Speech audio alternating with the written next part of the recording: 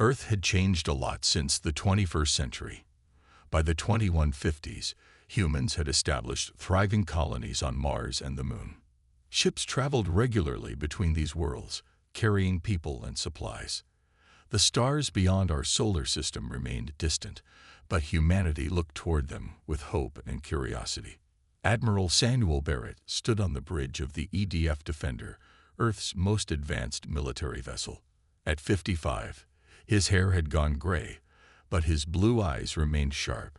He had joined Earth Defense Force as a young man, never expecting to encounter anything beyond asteroid threats and occasional piracy between colonies. "Admiral, we're detecting an unknown object entering the system," said Lieutenant Frank Wilson, hunched over his sensor station. "It's moving at speeds we've never recorded before." Barrett moved to the main view screen. "Show me." The image revealed a sleek vessel, unlike anything built by human hands. Its surface gleamed with a purple-black metal that seemed to absorb rather than reflect light. "Open all communication channels," Barrett ordered. "Broadcast in all known languages." For 3 tense hours, the crew waited. Barrett refused to leave the bridge even when offered coffee by his executive officer. "Sir, we're receiving a response," Wilson finally announced. "They're transmitting visual." The screen flickered, showing a tall, slender being with pale blue skin and 4 arms. Its eyes were large and entirely black, set in a narrow face with no visible nose. "I am Imperial Commander Xylthax of the Galactic Imperium," the being said in surprisingly good English. "We have been observing your species for some time." Barrett straightened his uniform. "I am Admiral Samuel Barrett of Earth. We welcome peaceful contact with your civilization." The alien made a sound that might have been laughter. "How quaint. The Imperium has existed for 4,000 years. We have brought 500 species into our fold. Some joined willingly. Others required persuasion." Barrett's stomach tightened. "We hope to establish friendly relations." "Your species has potential as workers," Xylthax continued. "Your planet contains resources valuable to the Imperium. Our Emperor requires your submission within 1 Earth month. Prepare your leaders to surrender control of your military assets and natural resources." Barrett kept his expression neutral despite his rising concern. "Commander, surely we can discuss terms that benefit both our peoples. We have much to offer through peaceful exchange." The alien's black eyes narrowed. "You misunderstand, human. This is not a negotiation. The Imperium does not negotiate with developing species. We have encountered many worlds like yours. None have successfully resisted. We prefer peace," Barrett said carefully, "but humans will defend our freedom if necessary." Xylthax made that strange laughing sound again. "Your primitive weapons would not damage even our smallest vessels. Your species has never faced a true interstellar war. The Imperium has conquered galaxies while humans were still discovering fire. There are things about humans you should understand before making threats," Barrett warned. "We understand everything we need to know," Xylthax replied. "Prepare your world for Imperial rule. Our delegation will arrive to accept your surrender in 30 Earth days." The transmission ended abruptly. Barrett turned to his communications officer. "Contact Earth Security Council immediately. Priority Alpha." 6 hours later, Barrett stood before the Security Council in Geneva, explaining the encounter. The room fell silent as the recording finished. "They're not interested in diplomacy," Barrett concluded. "Their technology appears to be centuries beyond ours." Council President Olivia Haynes removed her glasses. "Can we fight them?" Barrett chose his words carefully. "Not conventionally, but I don't believe they understand who they're dealing with. They see us as just another primitive species." "And what are we really, Admiral?" asked the representative from African Union. Barrett looked around the room at the faces of Earth's leaders. "We are human," he said simply, "and perhaps the first species they've encountered who would rather die on our feet than live on our knees. They've never fought humans before.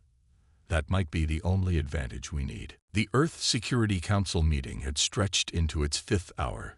32 representatives from nations and colony settlements sat around the circular table, reviewing data on the alien threat. "Their technological advantage is significant," said Dr. Olivia Rhodes, pushing a strand of red hair behind her ear. At 43, she was the youngest person ever to lead Earth's Xenological Research Division.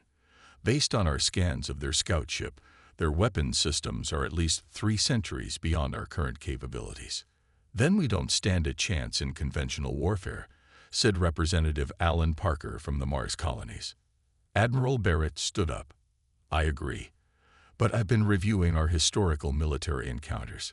Humans have frequently prevailed against superior forces through unconventional means." He gestured to Dr. Rhodes, who activated a holographic display. "I've been studying psychological warfare across species," she explained. "What we've discovered is surprising. Humans appear to have a unique capacity for psychological intimidation that other species may lack." Captain Lisa Morgan stepped forward. She was a tactical specialist with 15 years of combat experience. "The Imperium has conquered hundreds of worlds, but they've never encountered humans," Morgan said. "They don't understand our history, our capacity for violence when threatened, or our stubborn refusal to surrender even when defeat seems certain." "What are you suggesting?" asked Council President Haynes. Morgan glanced at Barrett, who nodded for her to continue.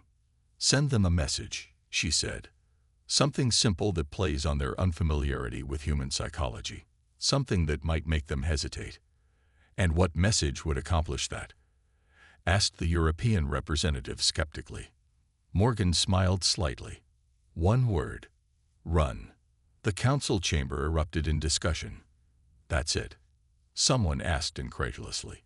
"It's deliberately ambiguous," Morgan explained. "To a species that has never faced human conflict, it creates uncertainty. Are we bluffing? Do we have some secret weapon? The unknown is often more frightening than a specific threat." After heated debate, the council approved the plan. Along with the message, Earth would begin preparing defenses while appearing outwardly calm. 3 days later, the message was transmitted to the Imperium in all Earth languages and mathematical code to ensure translation. The response came 12 hours later. The Security Council reconvened to view the transmission. Commander Xylofax appeared on screen, flanked by other aliens. "We have received your primitive attempt at intimidation," the alien commander said. "It is both amusing and pathetic. The Imperium has faced threats from civilizations far more advanced than yours. None have prevailed." Barrett watched the alien's body language closely. Despite the dismissive words, he noticed subtle signs of tension.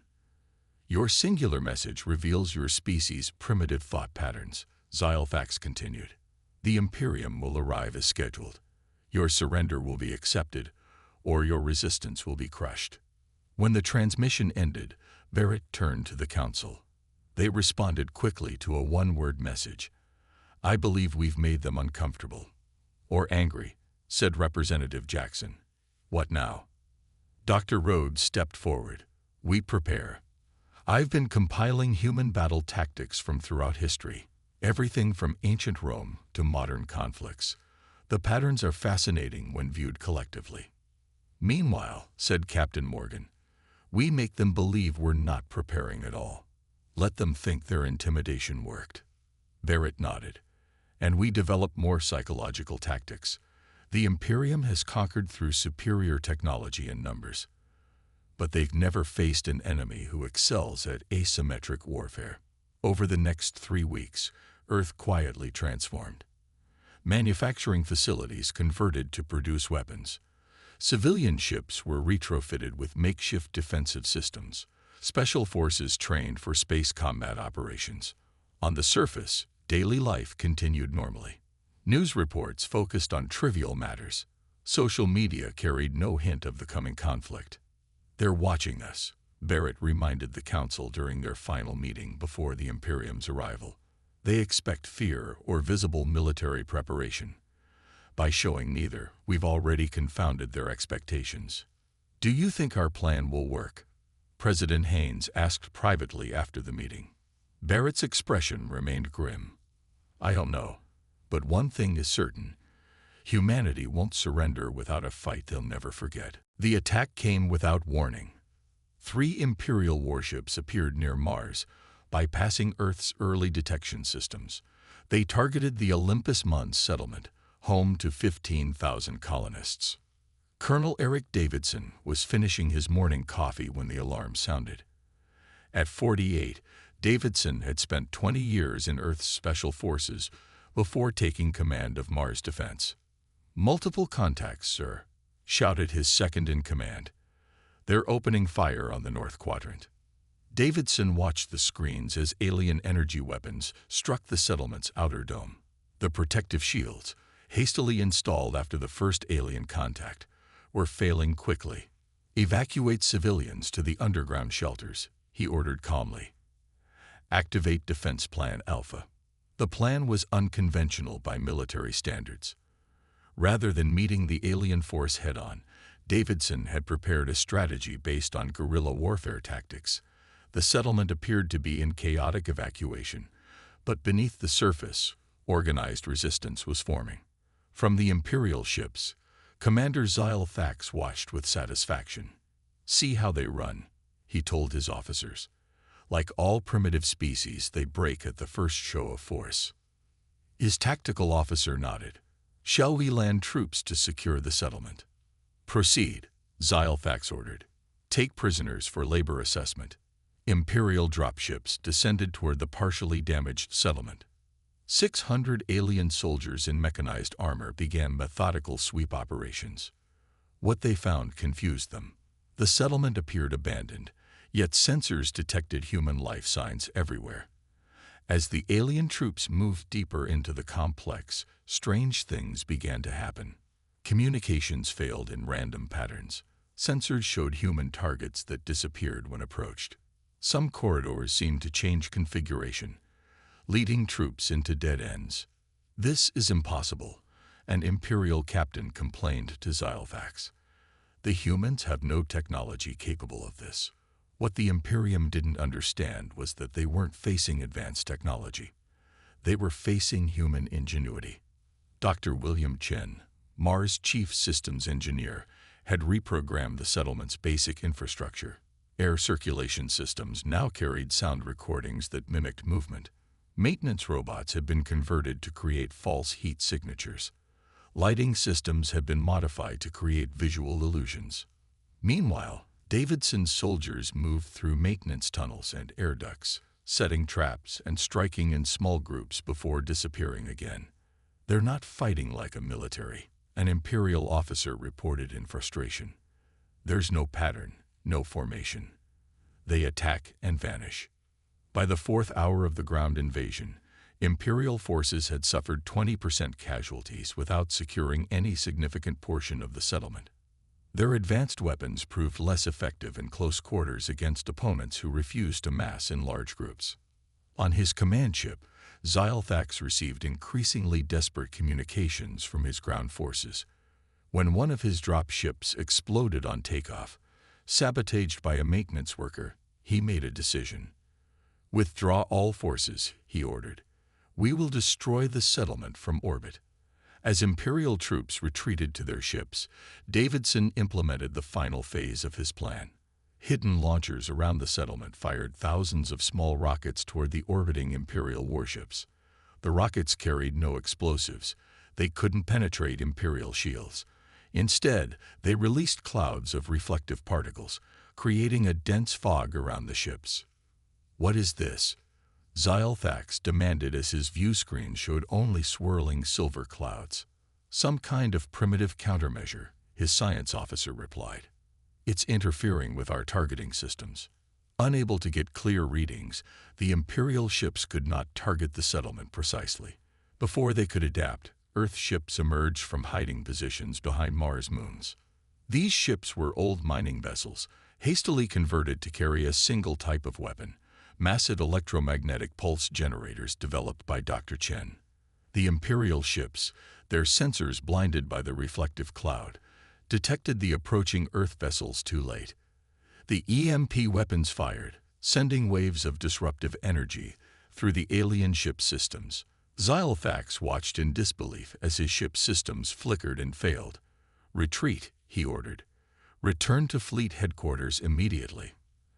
As the damaged Imperial ships fled the Mars orbit, Colonel Davidson allowed himself a small smile. "Send word to Earth," he told his communications officer.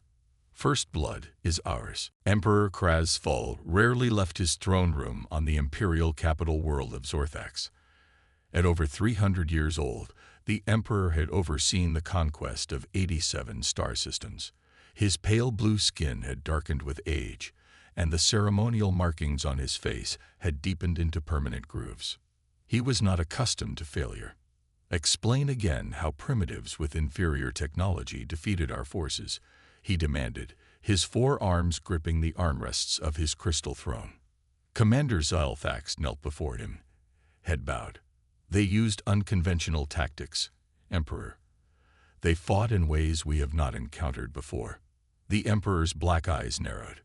"You were defeated by mining ships and reflective dust. The humans do not fight according to logical battle doctrine," Xylofax tried to explain. "They adapt and improvise in ways that seem irrational." Emperor Krasful stood, his 12-foot frame towering over the commander. "The Imperium does not tolerate failure. I will send the 7th Fleet. 20 warships under Admiral Vorkax. The humans will learn what happens when they defy us." On Earth, Commander Natalie Rice received the news with grim satisfaction. At 39, Rice had specialized in asymmetric warfare before being appointed to lead Earth's primary defense operations. "They're sending their elite fleet," she told the assembled Earth Defense Force leaders. "Just as we anticipated." Admiral Barrett nodded.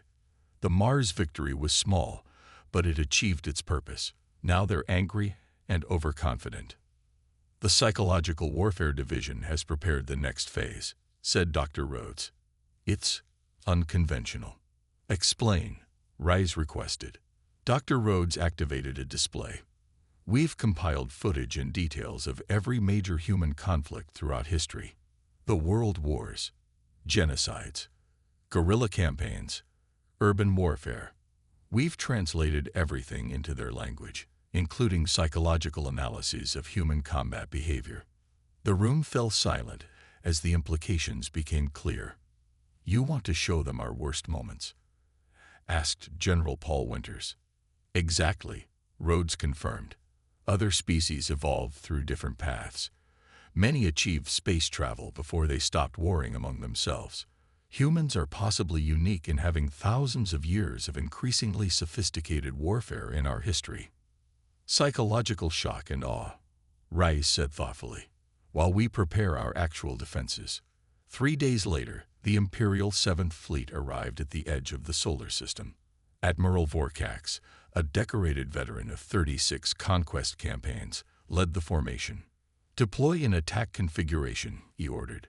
"Begin transmission of surrender demands." Instead of receiving a response to their ultimatum, the Imperial ships began receiving thousands of data packets.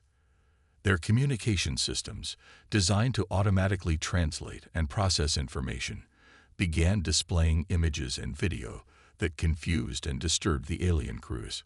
Humans killing other humans in countless wars, footage from trenches and urban combat, historical analysis of guerrilla warfare tactics, psychological studies on human responses to threats. "What is this?" Vorkax demanded. His communications officer looked disturbed. "They appear to be sending us their warfare history, Admiral." As the Imperial fleet advanced toward Earth, more tactical information flooded their systems. The aliens watched in growing unease as humans demonstrated their capacity for violence, sacrifice, and determination throughout history. "Their tactics make no sense," one Imperial captain reported. "They willingly sacrifice themselves in ways our species would never consider." Meanwhile, Earth's actual defense plan was underway. Commander Rice had positioned the bulk of Earth's military assets not around Earth itself, but in scattered formations throughout the solar system. As the Imperial fleet approached Earth, they found minimal resistance. Confused by this, and unsettled by the psychological warfare transmissions, Admiral Vorkax grew cautious. "It must be a trap," he concluded. "Scan for hidden vessels." The Empire's scanners found nothing because Reyes had implemented a plan developed by Dr. Chen. Earth's ships were hiding in plain sight, using a new technology that mimicked the radiation signatures of natural space debris. When the Imperial fleet committed to their attack vector, Reyes gave the order. Earth's ships activated simultaneously, emerging from their camouflage and attacking from all directions. They targeted communication arrays and sensor systems rather than weapons, using EMP technology refined after the Mars encounter. Confused and partially blinded, the Imperial ships broke formation.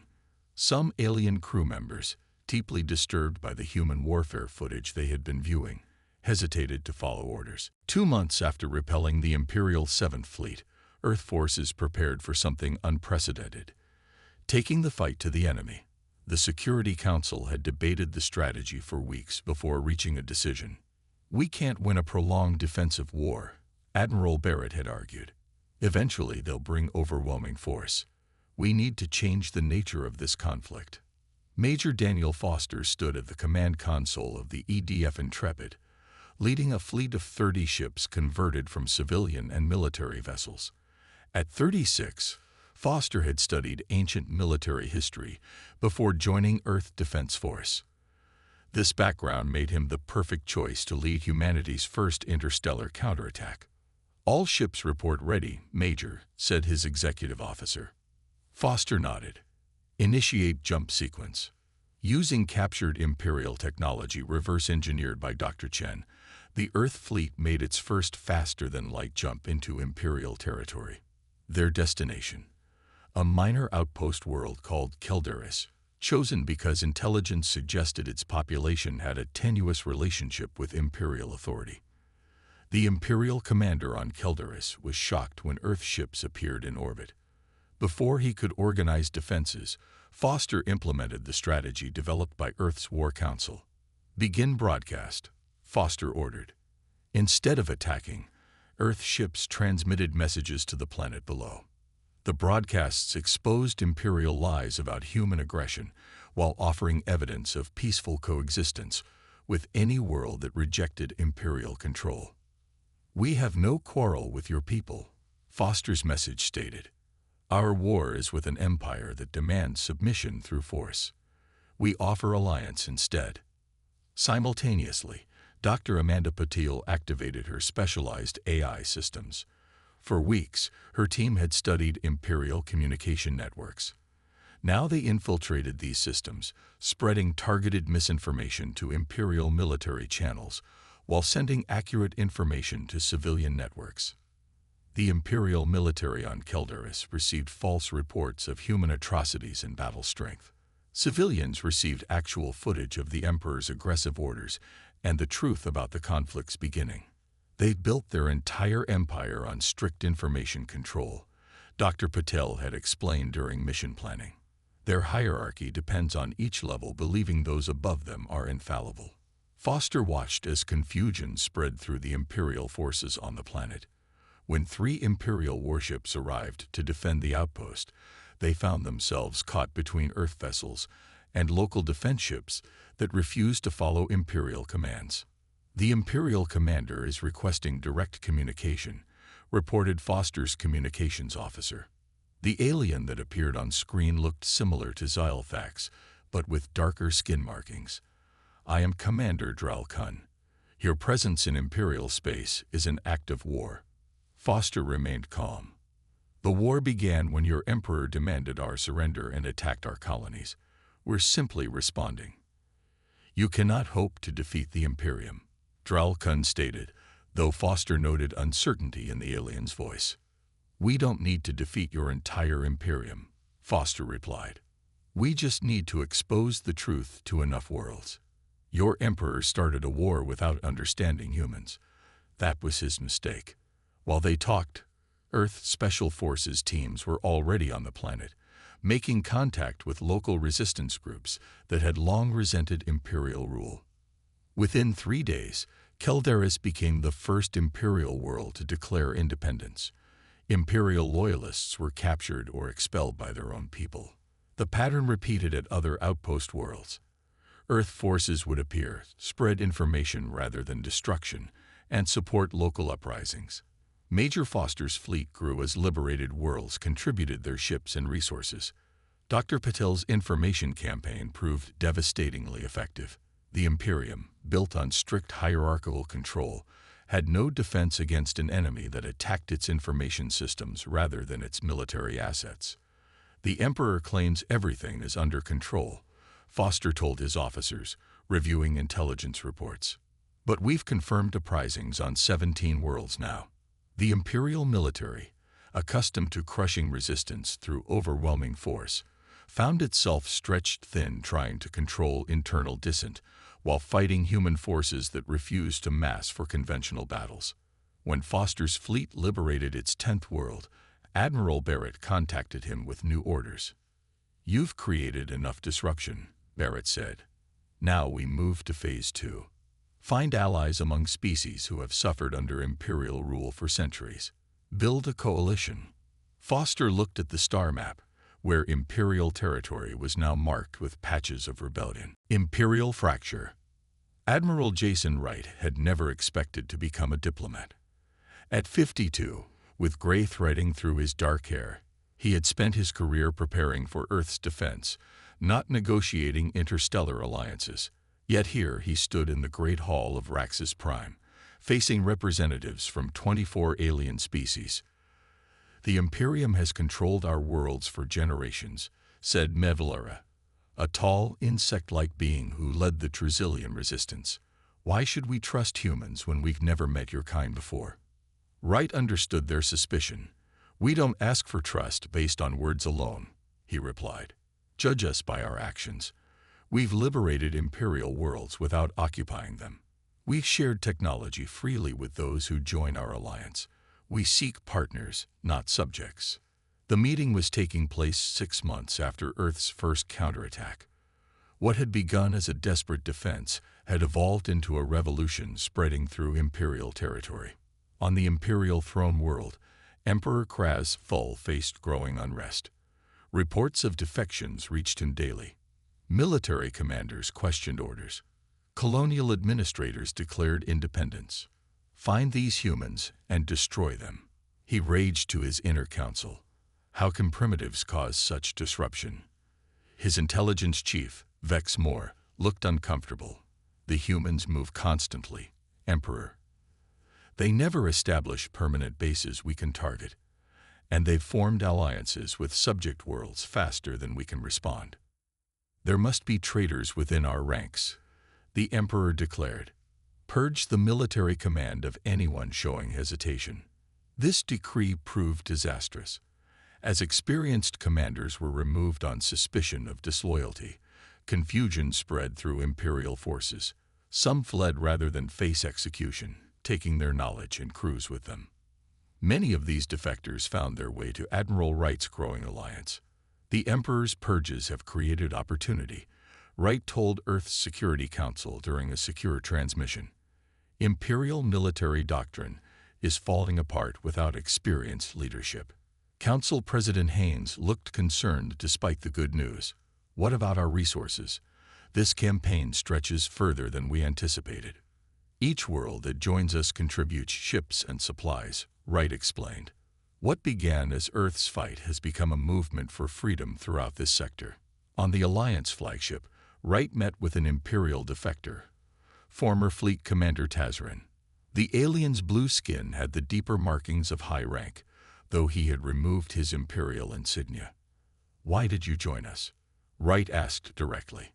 Tazrin's four-fingered hand touched a display, showing battle footage. "Because humans fight differently. The Imperium conquers through force and rules through fear. You could have destroyed worlds, but instead you liberated them. You showed another path is possible." This sentiment was spreading. As Wright's diplomatic efforts continued, Major Foster's military campaign pushed deeper into Imperial territory. Dr. Patel's information warfare team ensured accurate accounts of each encounter reached populations still under Imperial control.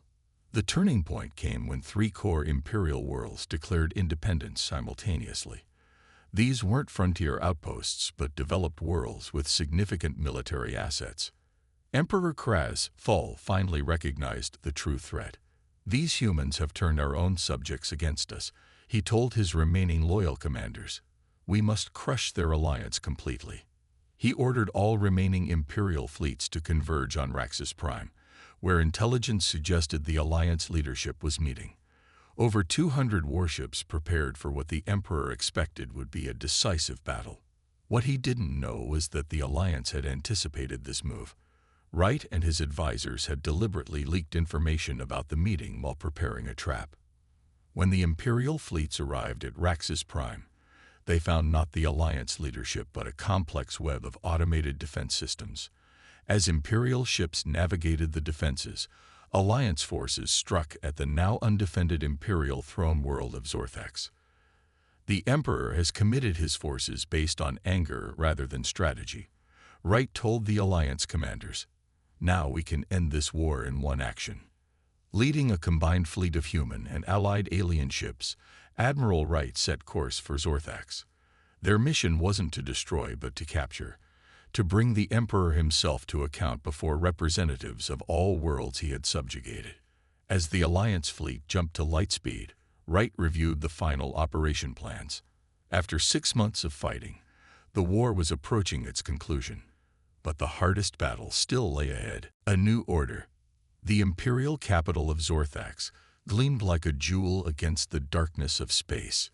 Its crystalline towers and massive defense platforms had stood unchallenged for over a millennium.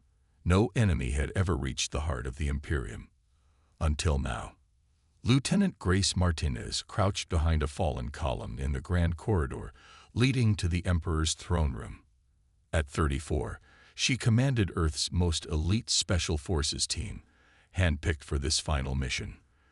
The sounds of battle echoed throughout the massive palace complex as Alliance forces engaged Imperial guards. "Status report," Martines whispered into her comm unit. "East Wing secured," came the reply from Sergeant Kevin Powell. "Allied Trazillian forces are holding the landing zones. Admiral Wright reports the space battle is nearly won." Martinez nodded to her team. 6 humans and 4 aliens from different species moved forward in perfect coordination. They had trained together for weeks for this moment. "Remember, we need the Emperor alive," Martines reminded them. "This isn't about revenge, it's about ending the war." The massive doors to the throne room were sealed. Martinez's tech specialist, Ben Rogers, attached small devices to the control panels. "Imperial security is impressive," Rogers muttered, but they never anticipated human hackers. The doors slid open, revealing Emperor Krasful surrounded by his royal guard. The ancient alien ruler stood 12 feet tall, his dark blue skin contrasting with ornate golden armor. "So the primitive species has come to my palace," the Emperor said, his voice surprisingly calm. "You have caused much disruption in my realm." Martinez stepped forward, weapon lowered but ready. "Your realm is breaking apart because you rule through fear rather than respect. We offered you peace. You chose war." The guards raised their weapons, but the Emperor gestured for them to hold. "You cannot hope to control what I have built over centuries." "We don't want to control it," Martines replied. "We want to end it and build something better." Outside the palace, the combined Alliance fleet had achieved victory. Imperial ships either surrendered or retreated as news spread that the capital itself had fallen. Admiral Wright coordinated from orbit, ensuring that surrender terms were offered to all Imperial forces. In the throne room, Emperor Krasful finally grasped the full extent of his miscalculation. "What will you do with me?" he asked Martinez. "Public execution to cement your victory." Martinez shook her head. "That's not how humans wage war. You will stand trial before representatives of all the worlds you've subjugated. They will determine justice, not us." The Emperor's black eyes widened slightly. "You spare me after all I've done." "We fight fiercely," Martines said, "but we prefer peace when possible. That's what you never understood about humans.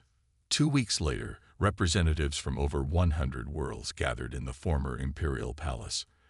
Admiral Barrett, who had first encountered the Imperium's scout ship, addressed the historic assembly.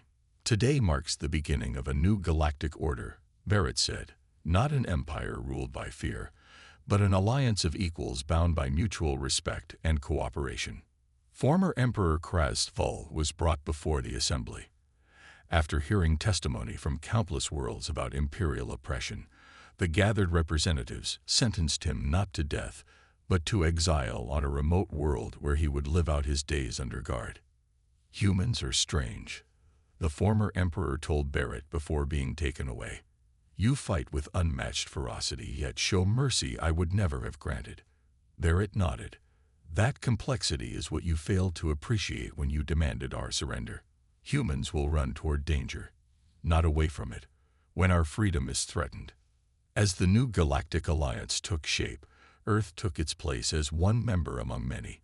Human representatives worked alongside alien counterparts to establish fair trade, cultural exchange, and mutual defense agreements. Admiral Barrett stood at a viewport in the Alliance headquarters, watching ships from dozens of worlds moving peacefully through space that had so recently been a battlefield.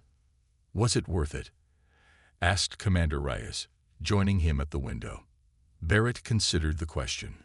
"We lost good people, but we gained new friends, new knowledge, and a safer galaxy. And we taught everyone out there an important lesson." "What's that?" Reyes asked. Barrett smiled slightly. "When you encounter humans and threaten our freedom, the wisest response is the one we first suggested. Run," Reyes said with a nod. "Or better yet," Barrett added, watching an Earth ship dock alongside vessels from former Imperial worlds, "learn to live with us in peace, because humans make better friends than enemies."